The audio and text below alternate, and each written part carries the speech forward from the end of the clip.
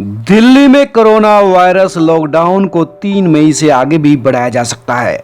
दिल्ली सरकार के एक टॉप अधिकारी ने ऐसे संकेत दिए हैं। उन्होंने कहा कि कोरोना लॉकडाउन को राजधानी में 3 मई से आगे बढ़ाया जाने की जरूरत है, तभी कोरोना इन्फेक्शन के ग्राफ को नीचे किया जा सकता है। ये सुझाव दिया है डॉक्टर SK सरीन ने। यह दिल्ली सरकार के कोरोना पैनल के चेयरमैन हैं। उन्होंने कहा कि लॉकडाउन को 16 मई तक जारी रखना होगा। उम्मीद की जा रही है कि उसके बाद कोरोना का ग्राफ नीचे उतरना शुरू हो जाएगा, क्योंकि दिल्ली में ये ग्राफ अभी सपाट नहीं हो रहा है। 16 मई तक लॉकडाउन क्यों जरूरी है, इस पर डॉक्टर सरीन ने चीन का उदाहरण दिया। वह बोले कि दिल्ली में कोरोना का पहला केस 3 मार्च को आया।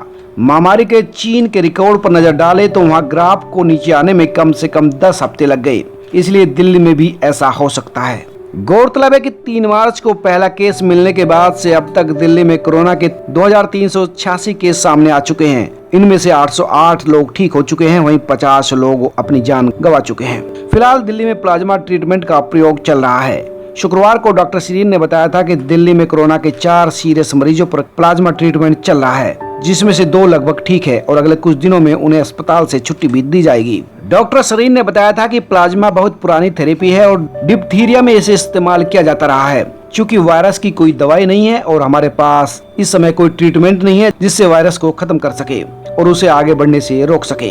डॉक्टर सरीन ने बताया कि डेंगू के लिए ब्लड से प्लेटलेट्स निकाल लिया जाता है और बाकी ब्लड शरीर के अंदर आ जाता है। उसी तरह प्लाज्मा के अंदर भी एक मशीन होती है, खून उसमें से जाता है और उससे थोड़ा सा एंटीबॉडी ले लिया जाता है और बाकी खून वापस आ जाता है। इससे शरीर में कोई कमजोरी भी नहीं रहती, लेकिन इससे पीड़ित व्यक्ति बहुत जल्दी ठीक हो जाता है। और साथ ही अगर आप चाहें तो 10 दिन बाद दोबारा प्लाज्मा डोनेट कर सकते हैं। तमाम चीजों के बाद ये जाहिर है कि दिल्ली में लॉकडाउन 3 मई के बाद आगे भी बढ़ाया जा सकता है, जिसकी पूरी संभावना है। सब्सक्राइब करें, लाइक करें और अपने दोस्तों के साथ शेयर भी करें।